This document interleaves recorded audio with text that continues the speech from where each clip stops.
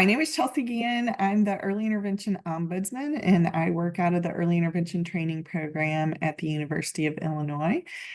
Today, like Shannon said, I'm just going to be talking to you about early intervention. We have a big kind of high-level overview planned for you. And then there is a kind of designated question and answer section at the end. But as Shannon mentioned, I'm happy to take questions as we move along. I certainly do have prepared slides, which you'll see here momentarily. But if there are burning questions that the audience has, I'm happy to kind of shift gears and take those as they come along. So just want to make sure everyone can see my screen. Is it working, Shannon? Yes, it is. Looks good. Okay. All right. Well, let's get rolling then. So today what I kind of have planned, again, certainly willing to shift gears if needed, but we're going to kind of start with a high level view of early intervention. So kind of talk about it from the national level. Then we're going to move into talking about Illinois' early intervention program in particular. Then I'm going to walk you guys through some of the key components and the partners in our system to help you understand how all the pieces work together. And then we're going to wrap up by kind of going through a family's journey. So kind of working you through the early intervention process, talk about eligibility as well as some of the important timelines. So just to let you know, early intervention services are available in all 50 states.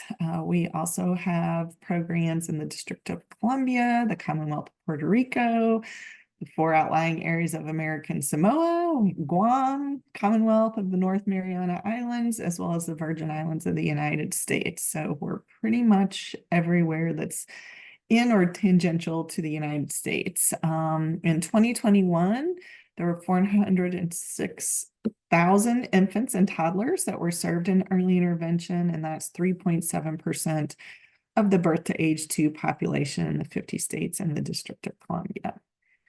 So the federal statute, which is named the Individuals with Disabilities Education Improvement Act, or usually abbreviated as IDEA, was really created to ensure the educational rights and opportunities for children who have disabilities. And so IDEA is the federal law that governs early intervention, or what we call Part C programs nationally. So the current IDEA statute was most recently amended in 2004, and Part C specifically talks about serving infants and toddlers with delays and disabilities. Now, we may have families of older children on as well, and so didn't want to be remiss, but also to mention that Part B serves children ages 3 to 21. And so the goal of early intervention is really to enable families to care for their children and to make sure that they have the resources and supports that they need in order to participate in both family and community routines and activities. Early intervention is guided on the national level by a set of key principles. And so this, I think, if we review these, really kind of will give you a sense of how early intervention is quite different than many of the other service systems that children and families might participate in. And so our services are organized around these principles. And so it's really a belief that infants and toddlers learn best through their everyday experiences and interactions with familiar people in familiar contexts. We also believe that all families with the necessary supports and resources can enhance their children's learning and development. We also believe that the primary role of a service provider in early intervention is really to work with and support family members and caregivers in the children's lives. We also feel that the early intervention process from the initial contact all the way through transition should be dynamic as well as individualized to reflect the child and family members' preferences, learning styles, and cultural beliefs. Our outcomes are they're functional and based on children's and families' needs as well as the family's identified priorities. We also believe that the family's priorities, needs, and interests are addressed most appropriately by a primary provider who then represents and receives team and community support. And then lastly, that interventions with young children and family members should be based on explicit principles, validated practices, the best available research, as well as the relevant laws and regulations. And so, as you can likely imagine, it's hard keeping all of these balls in the air, but this is really how we direct our services. Oh, you know what, Shannon, I'm gonna give me just a second here. I wanted to pop something into the chat, or I don't know if that's the best way. The handout that I sent, is it best to share in the chat, or is there another? Yes. Okay. Yeah, that would be great. Okay, let me see if I can do that real quick. Not be playing nice here.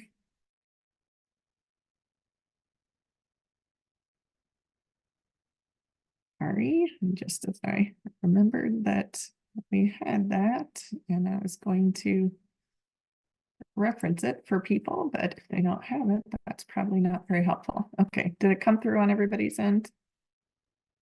Oh, it sure did. Oh, and I went to hosts and panelists. I'll Oh, copy and send it. okay, sorry about that. Thank you. No worries. That's what I was worried about. Okay, so the reason I wanted to make sure that you had the handout is because in the handout there is a link to these key principles if you want to review them later.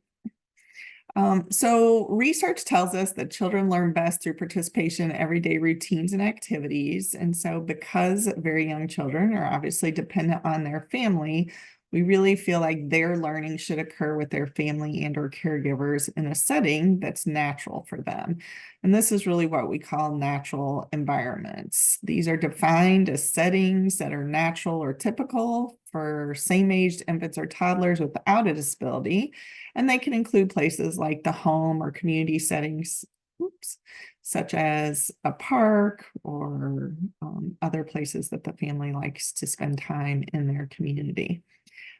We want to really point out, though, that while we generally think of the natural environment as a setting, it's not just a place or a location. That's part of it.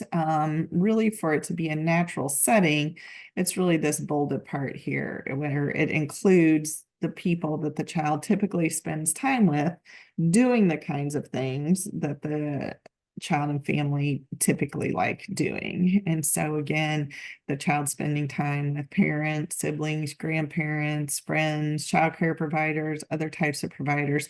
We want to make sure that we're building capacity and having the child spend time with all of those folks. And so again, I know when people go through intake and early intervention, sometimes it feels a little bit like an interrogation. There are certainly lots of questions and lots of information that's being gathered.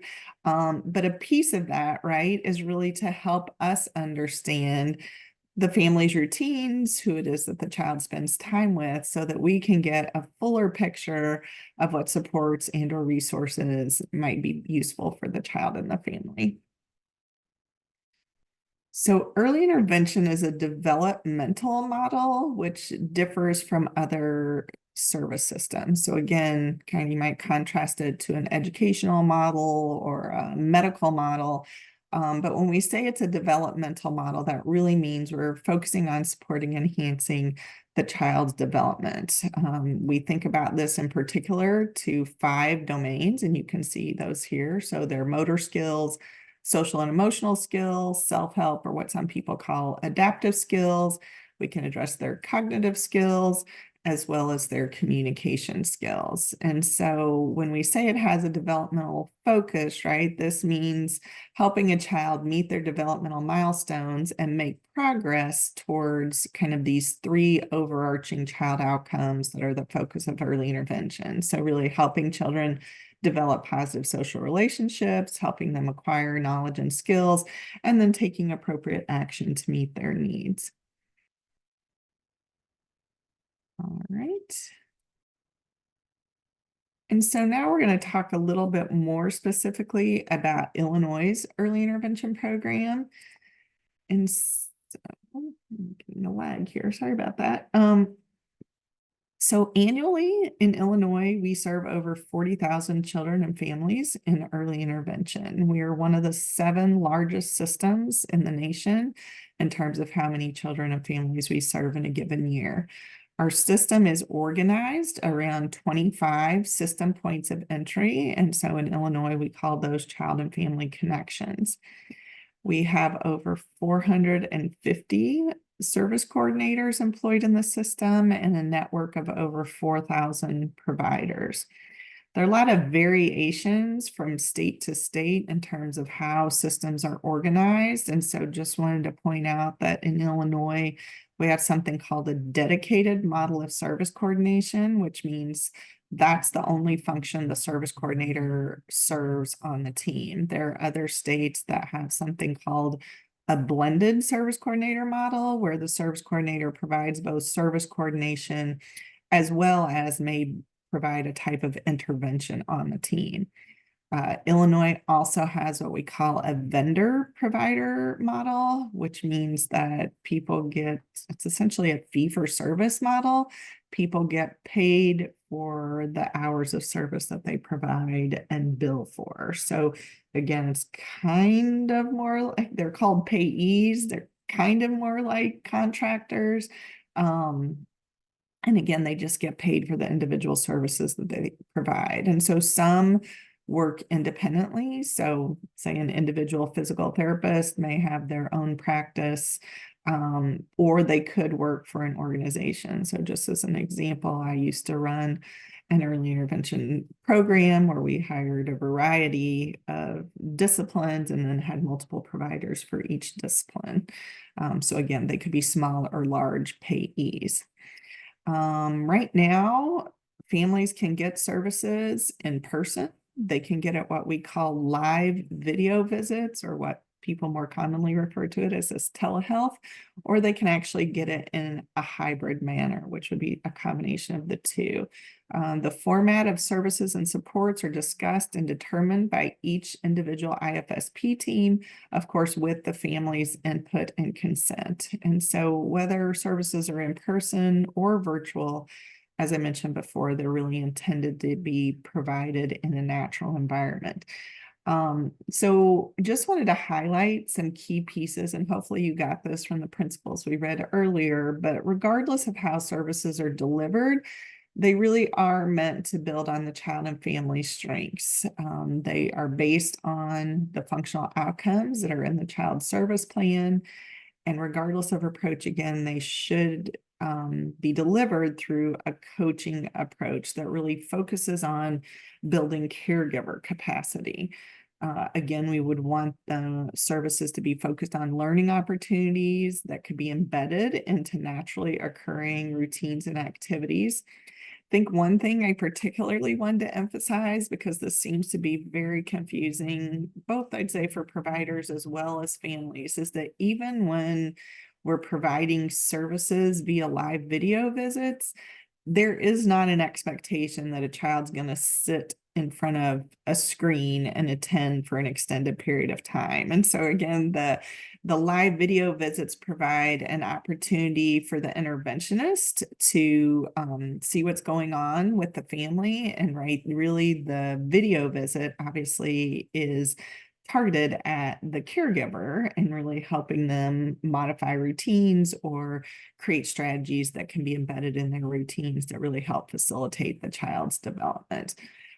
Also wanted to mention that when we do live video visits, providers have to comply with privacy and confidentiality standards. So again, you can't do like Facebook Live or something where a lot of people could be on at the same time, right? They're very individualized. So it's probably more similar to what you would experience with a physician if you were doing a telehealth visit. It's really a one-on-one kind of experience typically.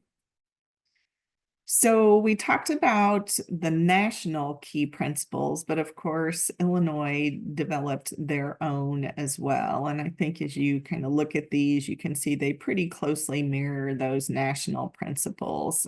Although I would say that the original version of these principles was developed actually in advance of the national principles. And so again, just emphasizing here that the primary goal is really to build caregivers' capacity Obviously, the idea is to engage the family and facilitate their active participation throughout the entire early intervention process. We really do rely on a collaborative relationship between families and professionals and really work towards equal participation by all. We recognize that this ongoing equal family professional partnership and dialogue is really what is necessary to develop, implement, monitor, and determine the success of the intervention strategies as well as the services that are being provided. As I mentioned before, intervention is linked to family-centered functional outcomes. So again, the family is at the center of everything we do. These services and interventions are integrated into kind of a comprehensive IFSP that requires families and professionals to work together. There's kind of an expectation that there's kind of this consistent exchange of knowledge and information between members on the team. It can also require collaborating with other disciplines and people outside of the early intervention system. These plans are built around family strengths, priorities, resources, and routines. And of course, whenever possible, we try to avoid duplication of services. These services, as we mentioned before, are really based on our best available information at any given point in time. We do monitor progress fairly frequently in the early intervention system. And so again, if you're more familiar with school services, that tends to be reviewed on an annual basis. But because we have little ones in early intervention, we review them more frequently. And so we try to review the plans at least every 6 months, but we can do it more frequently than that if parents and caregivers need that. Hopefully you're getting the idea that ongoing communication and collaboration is certainly not just encouraged, but really required if we're going to be successful in early intervention. And then, of course, we believe that children and families deserve to have high quality services. And so in Illinois, what that means is there are requirements, credentialing requirements about who can actually provide the services in early intervention. There are certain skills and expertise that people need in order to become credentialed in our system. And we also have ongoing requirements for continuing education. Again, really all this to support families and make sure that they have the most well-prepared providers that we can obtain. I don't see any questions so far, Shannon. I'm just going to pause here a minute to see if people wanted a moment to type in or ask anything before we move on.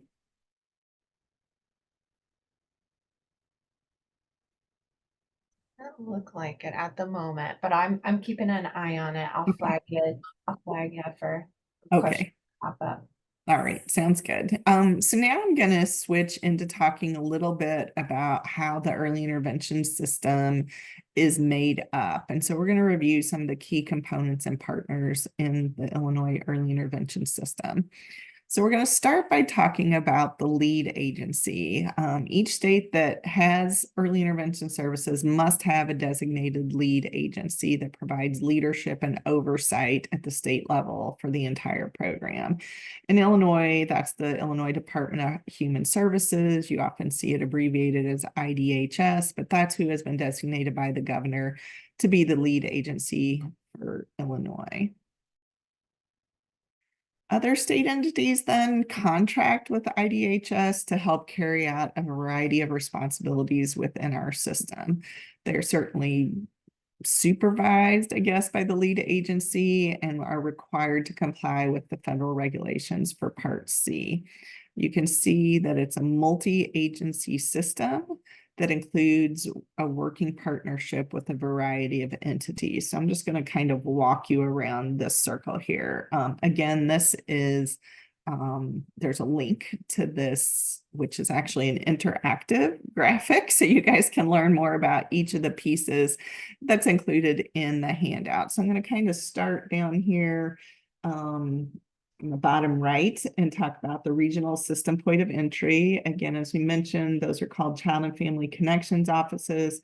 There are 25 of those located throughout the state of Illinois, and that is the entry point to our system. They are also where service coordinators are employed There are some other support staff that work there. There's also something called the parent liaison, which is the parent of a child who participated in the system, that's there as a support to families. They also have something called social emotional consultants, which I think maybe have just recently been renamed to be called infant and early childhood mental health consultants that can support the social emotional needs of children and families. And they also have LIC coordinators, which are responsible for child find, public awareness, and provider recruitment. Then as we move around, you can see there's the EI services, which are, as I mentioned before, provided on a fee-for-service model via a variety of payees. Like I said, some just independent providers, but some are larger agencies as well. We already talked about DHS being the lead agency. We also have a lending library, which is called the Early Intervention Clearinghouse. That's housed out of the University of Illinois in Urbana-Champaign. As I mentioned, because of the focus on high quality, we have a credentialing and enrollment body that's called Provider Connections. That's out of Western Illinois University. We have a billing entity called the Central Billing Office. They handle all the billing for providers. And when we had family fees in the early intervention system, they process those. They also send out explanation of benefits to families so that families can monitor what's being billed on their child and family's behalf. We also have an entity that handles monitoring and technical assistance. And so this group really makes sure that the professionals in the system are complying with rules, regulations, policies, and procedures. And then lastly, we have the group that I work for, which is the professional development arm of early intervention. That's the early intervention training program, again, at the University of Illinois. Here along the bottom of the graphic, again, that link that is in your handout, this is an interactive graphic, which I'm not going to activate right now because it'll steer us away from the presentation, but you can see also there's information about how to make referrals to early intervention, the family guide, which I'm going to show you guys in a little bit, the provider handbook, which is obviously for our early intervention providers in the system, public awareness, which I think I also linked to in your handout. And then there's a CFC manual, which tells, which encompasses all the policies and procedures for the service coordinators that work at the Child and Family Connections offices. So I did pull out just a tiny bit of that interactive graphic. So again, if you had clicked on lending library, you would see this graphic that's here on the left. Again, that's the Illinois Early Intervention Clearinghouse, which has a variety of resources for families and other caregivers. And so you can kind of see there are a variety of resources down here. They have a free lending library. So the library is almost singularly focused on early childhood and disability related issues. It's a free lending library. Anybody can use it. You can actually I think they send the materials directly to your home, but if you need to return them, you can take them back to your local library. They have a number of things that are electronic now, and you can kind of see here they have a large lending library of books, ebooks, videos, and articles.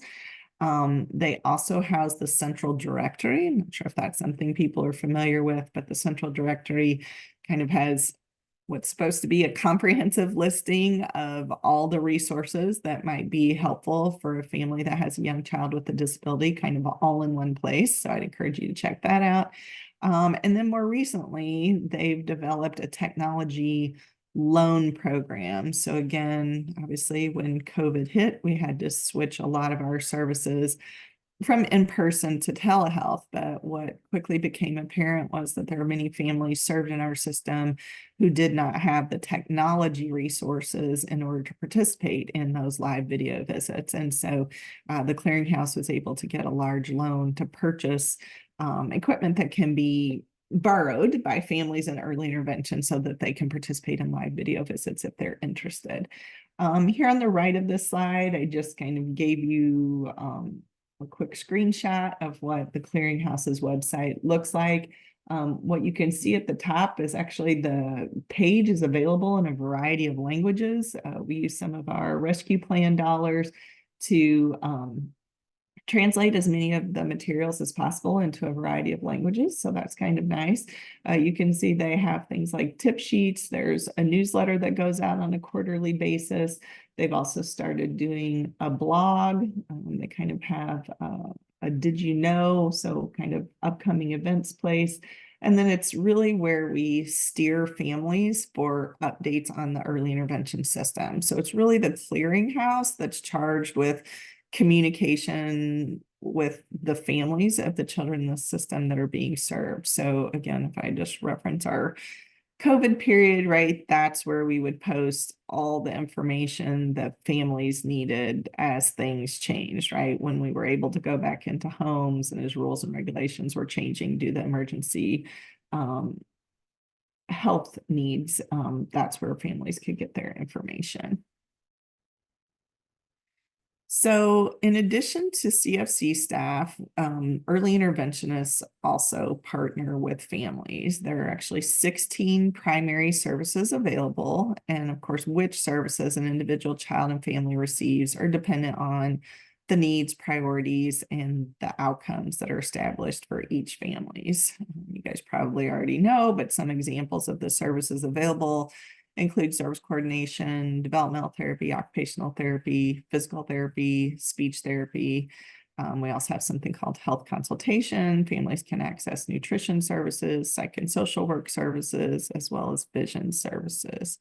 But what you can see here is regardless of the type of service they're getting, our hope is that early interventionists are coaching, consulting, and collaborating with the family and any other additional community members so that they're comfortable and confident that they can promote the child's learning, development, and participation in everyday activities. So as you're going to see, this is how we think of early intervention, which is different, again, from some other settings where, right, the professional is interacting directly with the child rather than the focus in early intervention, which is really on building caregiver capacity. All right, still don't see any questions, so I'm just going to keep rolling here.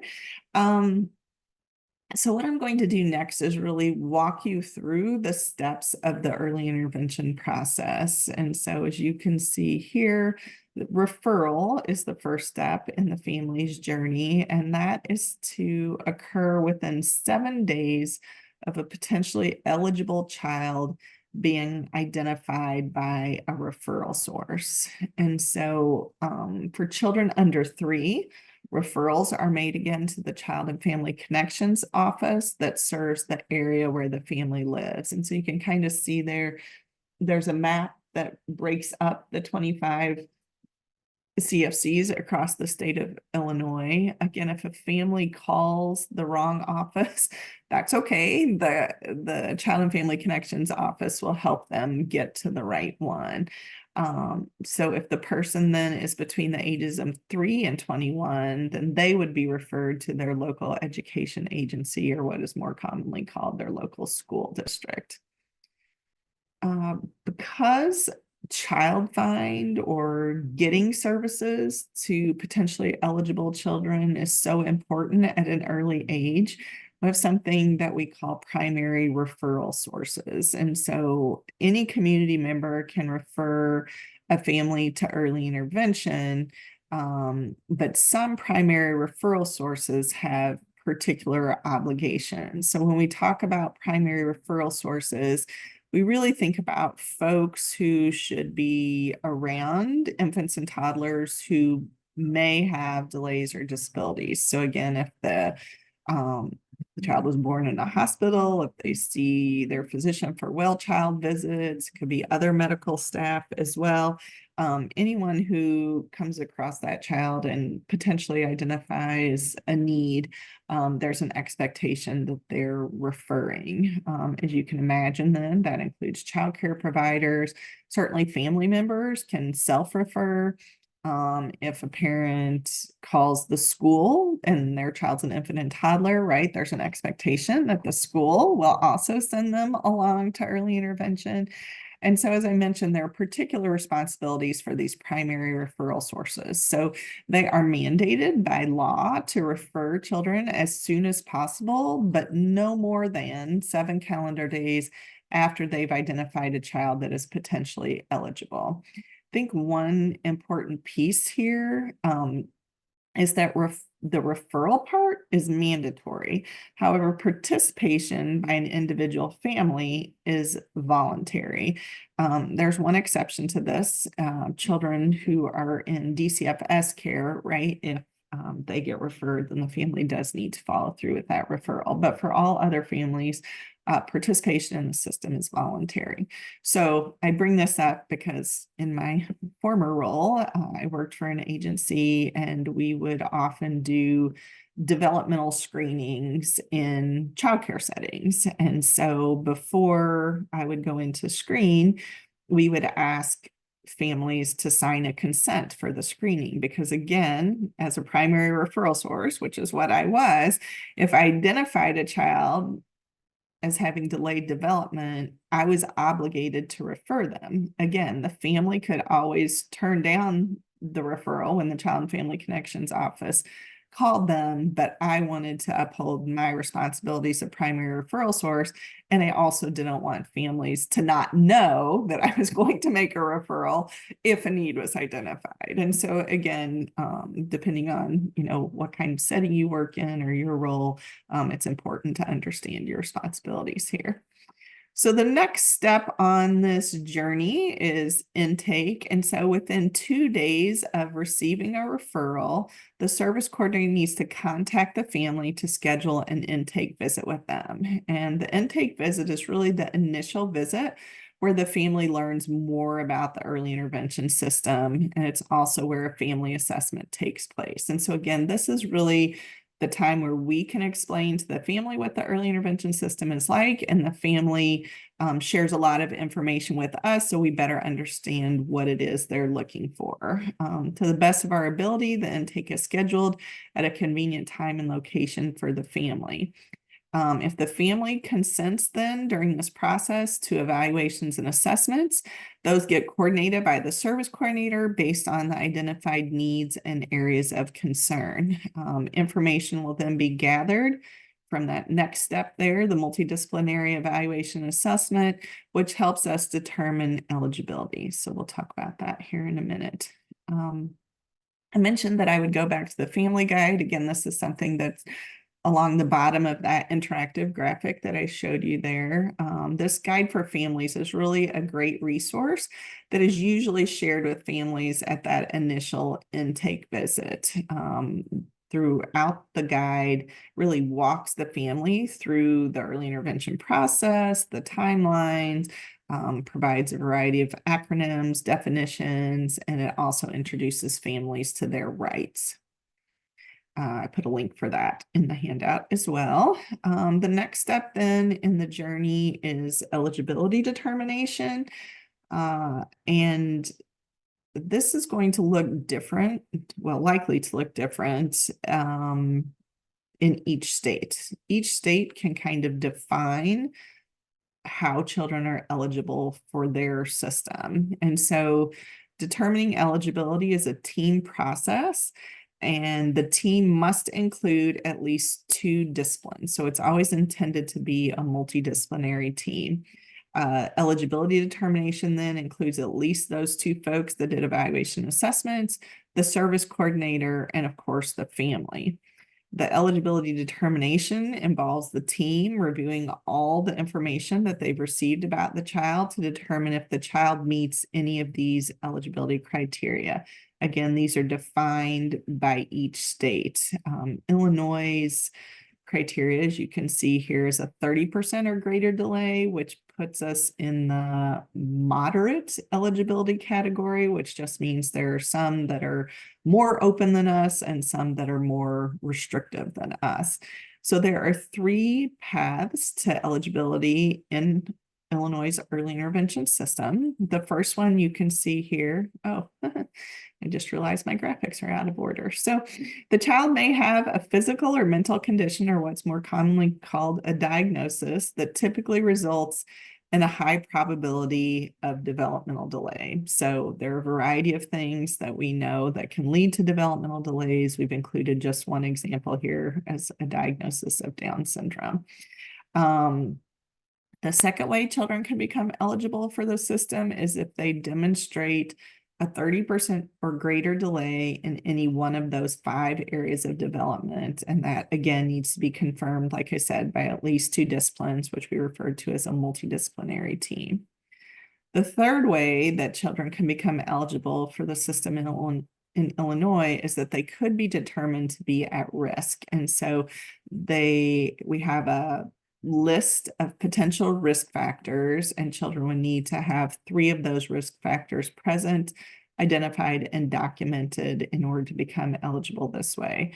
There's also an option based on parental diagnosis. So if the parent has been diagnosed as having a severe mental disorder or developmental disability, that can put the child at risk and make them eligible. And then more recently, there was legislation passed making any infant and toddler who has substantiated abuse or neglect, they are also automatically eligible for our system via the risk category. So children who are found eligible for early intervention will have a meeting to develop their individualized family service plan, or their IFSP. Again, that plan needs to be written within 45 calendar days of the referral for eligible children. This plan includes the child's present levels of development, which is information we'll gather through that evaluation assessment process. It includes the child outcomes ratings, which really help measure the impact that early intervention has on the child's development. It has the family-centered functional outcomes that are intended to address the family priorities, and then a service plan that identifies both early intervention and non-early intervention services and supports that will really help the family meet their family-centered functional outcomes. So again, we talked about there are 16 different services in that plan. Also, there's a requirement that EI services begin within 30 days of when the parent consents to that plan. The plan is also a fluid document that guides the work of early interventionists as they partner with families. And so again, there are periodic reviews of this plan that are completed every 6 months, or again, sooner if the family's priorities or needs have changed. These services are really intended, again, to be individualized based on the family's priorities. They should really harness the family's unique strengths and resources and build on the existing capacity of families to support the child's development. So there are 16 different services that might be considered to help the child and family reach their outcomes. And the format, as I mentioned earlier, for service delivery, whether in person or via video visit, is determined by the team. Just also wanted to stop here. Sometimes people say things like the child is eligible for speech therapy, or they qualify for speech therapy. And that's a little bit of a myth. Children are either eligible for early intervention or not eligible for early intervention. Once they're eligible for early intervention, again, they can access any of the 16 services that are available in our system. Which services they actually get then are really based on the outcomes that are in the child's service plan and what kinds of supports the family needs in order to help their child achieve those outcomes. So there are a variety of funding sources that support the early intervention program. Some of these include private insurance, and then at one point in our history, we had family fees, and those are actually on the table again. So when we talk about family sources of funding, it's really important to note that there are always some things in our system, regardless of whether fees are being collected or not, that are always provided at no cost to families. And so you can see those things here. So service coordination is always free, evaluation and assessment, actually the development of the plan, developmental screenings are free, medical diagnostic services don't count towards fees, and neither do interpretation and translation services. So again, making a referral, going through the early intervention process, all the way up to the point of direct service provision, that comes at no cost to families. So again, if there's ever a question about whether you should refer or not, I would say err on the side of caution. Make sure you refer, because it's not going to come at a cost, financial cost to children and families. So as we move along here, we've talked about eligibility determination. I just mentioned that the IFSP meeting needs to be held within 45 calendar days. Again, ongoing services and supports are intended to start within 30 days of consent to the plan. And then the last piece here is transition. So early intervention is only available until the age of 3. There's an expectation that transition planning occurs at least 6 months prior to the child's 3rd birthday. So service coordinators, families, and other early interventionists will work together to develop a transition plan. This actually gets included in the child's individualized family service plan. There are several resources that can assist in this planning process, including the one that's on the screen here, which is a transition workbook that's called When I'm 3, Where Will I Be? Again, there's a link to that in the handouts. And so, as I mentioned, the team will work together. They'll talk to the family about their vision for services beyond the child's 3rd birthday. As you can probably imagine, kids go into a variety of things. It really depends on what their individual needs are and what the family is looking for. So it could be to an outpatient therapy place. There are many kids who leave our program who don't actually need any ongoing support at age 3. That being said, there's also a fair number of children who do need ongoing support. And so how early intervention helps them is to prepare them for early childhood special education. And so with parental consent, early intervention will make a referral to the local school district. So I guess I should say here too, because there is a child find obligation. So children who have been identified in early intervention, who've been determined eligible for early intervention, there's an expectation that if they continue to be eligible for services, that the school district will have those services available for the child by the child's 3rd birthday. As part of that, there's a list that goes over with minimal information about individual children to the State Board of Education, who then filters that information to the local education agency. This is a way to make sure that that transition planning happens on time. And so the school districts can begin to plan for the number of children who may eventually require services. So a minimal amount of information goes over as part of that process. In order for more information to go over, right, the parent actually has to provide consent. With that consent, then more detailed information about the child and family goes. So things like the child's individualized family service plan, recent reports, and other information that will be useful for the school district in determining the child's eligibility and planning for services. So these referrals that again happen with consent can be made up to 9 months before a child's 3rd birthday, but must happen more than 3 months before the child's 3rd birthday. Again, this is to facilitate that timely transition. When we would encourage the earlier end of that referral range is certainly for children maybe who have more support needs, or children who will be transitioning during a time period when the school district may not actually be in session.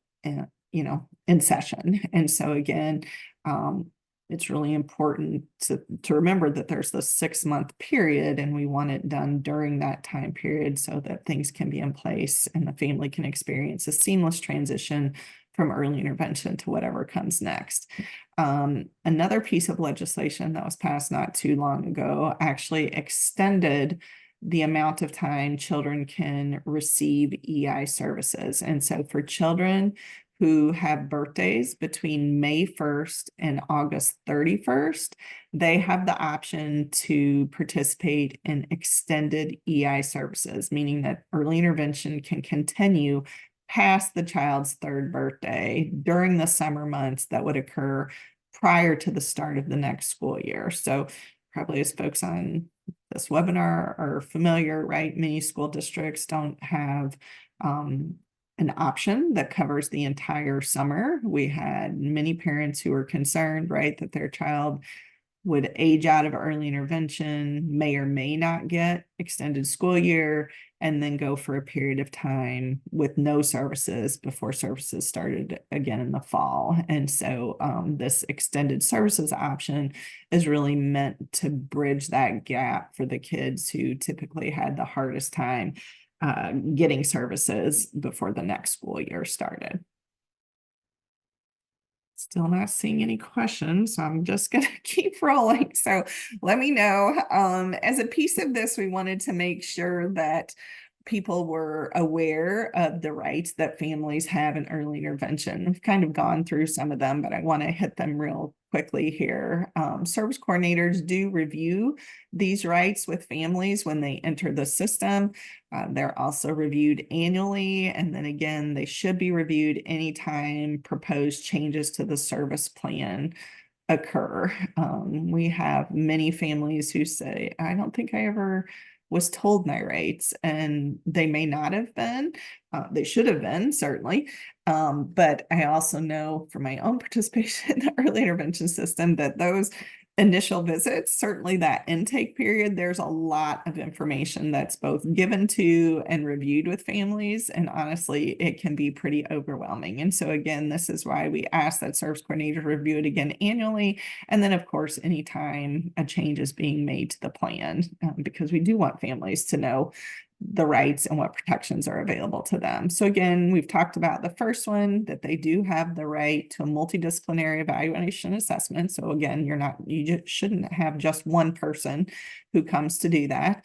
And then obviously an IFSP within those 45 days if the child is eligible.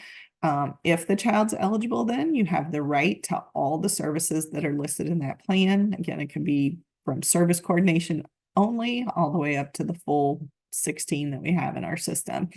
You also have the right to evaluation assessment, IFSP development, service coordination, as well as your procedural safeguards provided at no cost to your family. You also have the right to refuse services. If there's something that's proposed on your plan that you're not interested in having, you don't have to have that. You also have the right to participate in the development of that plan and to have that plan reviewed, as I mentioned, every 6 months. That last one is the right to prior written notice. And so again, we want to make sure that you can participate in any meetings where decisions are going to be made about your child. And so you have the right to know when those meetings are going to occur. You also have the right to waive that notice if you want. So there's an expectation that you get that notice 10 days in advance. But if you want to have a meeting sooner than that, you can waive that notice and get your meeting scheduled more quickly. Additionally, you have the right to receive services in the natural environment. Obviously, we work really hard to keep your information confidential and private. You have the right to give consent to activities and services. So again, if there's something on your plan that you're not interested in, you can refuse that consent. But again, we won't provide anything unless you consent to it. You also have the right to examine and, if necessary, to correct your child's records. If you have a child that is in DCFS care, then you have the right to have a surrogate parent. And then, of course, you have the right to have your concerns resolved. So here's where I wanted to mention that there are both informal and formal ways to address concerns. I would say that many of the concerns that families in early intervention have get resolved by going to their service coordinator or another team member. Oops, sorry. If that's not successful, then certainly a CFC manager can be brought in to assist. And then, of course, similar to in Part B, we have more formal dispute resolution measures. And these things include, written complaints, mediation, as well as due process. And again, there's information about all of those included in the handout. All right, I'm going to just briefly show a quick video here about a family's experience in early intervention and kind of what they really hope others know and take away from their experience. I wish that there was more information out there about it, that I didn't learn about it until after I had a child, who needed services, and then found out that it was through the Child and Family Connections. Before that, I had no idea that there was a Child and Family Connections and what services that they provided until I met with our service coordinator who, gave us all the paperwork about it. We actually kind of kept everything private. We didn't let other people know that Imogen was in early intervention until actually about a year ago. We decided to finally tell everybody that, she was going through intervention, that she even had strokes, because we didn't want others around her to treat her differently. So that was a big step for us to even tell people that she had early intervention services. And then I started a nonprofit organization and kind of got the word out there, and so now families who ask, I am a huge advocate for early intervention because I have Imogen to show that she has made huge strides just through the program itself, and then, them giving us the tools that we needed to help her at home. I think letting parents know that it's through Child and Family Connections and that it's not just an early intervention program, I think more parents would be receptive to it than, because they hear intervention and that's a very scary word. We're very happy, with the care that we got from the early intervention program. It has gotten a lot easier for us to talk about, our daughter having a stroke and how amazing she has done, and then also, why she has done so well. And one of the big things for us is because of early intervention. Thank you, early intervention.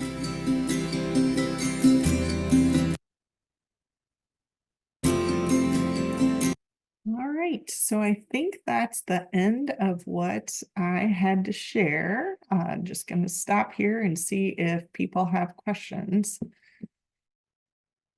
I'm gonna open that Q&A box. I don't see anything right this second, but I'm gonna give it a minute just in case anyone wants to type anything in. I did have a question, just thinking through if a family is in EI and they suspect their suspicion of other conditions, then would the service coordinator be that one to kind of coordinate additional evaluations with professionals? How does that work? Yeah, so it can happen a lot of different ways. So kind of as we mentioned, part of the reason for all the questions that get asked during intake is to really get a sense of what the family's concerned about. So sometimes families have a certain set of concerns, the evaluators come in, and additional concerns might be even identified by another team member. So that could be one way that additional services come into a plan. Could also be that the child's needs change over time, right? And so again, it could be the ongoing interventionists that identify those changes, or again, it could be the family that brings those forward. So again, really the mechanism, and I think that's what you're getting at, Shannon, for getting anything else, right, is through the service coordinator. They're one of the 16 services that I didn't talk about, but that is available in the system is actually medical diagnostics. So again, it could be, certainly this is a very typical pattern and probably of interest for those folks on the phone, right? That we may have a child who has maybe some social and communication challenges when they initially get referred to early intervention. But through work, right, we may notice a variety of sensory concerns or other kinds of things that might be red flags for another diagnosis. If so, any member on that team can bring those concerns back to the service coordinator, and the service coordinator would then help them determine what the next steps would be. Great. Great, that's awesome. Yes, obviously we get a lot of calls throughout the year with concerns of autism specifically, and so just how that was approached, through the EIS system.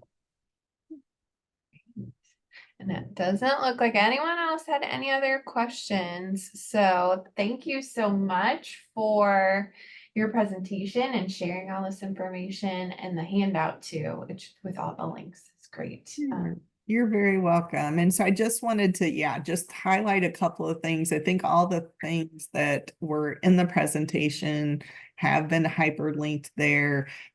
Because I know you said you had a mix of caregivers and professionals, there's actually a link there to the standardized referral form, which is a nice way to make referrals to the early intervention system if you're a primary referral source, because it really collects a lot of the information that helps us figure out next steps.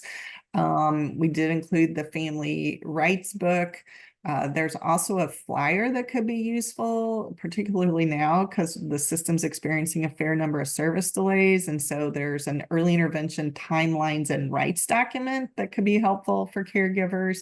And then, of course, I included information about the parent training and information centers that are here in Illinois as well. So hopefully you can find what you're looking for on there. If not, certainly feel free to reach out. I'd be happy to help anybody. So Great. thank you. Thank you for your time.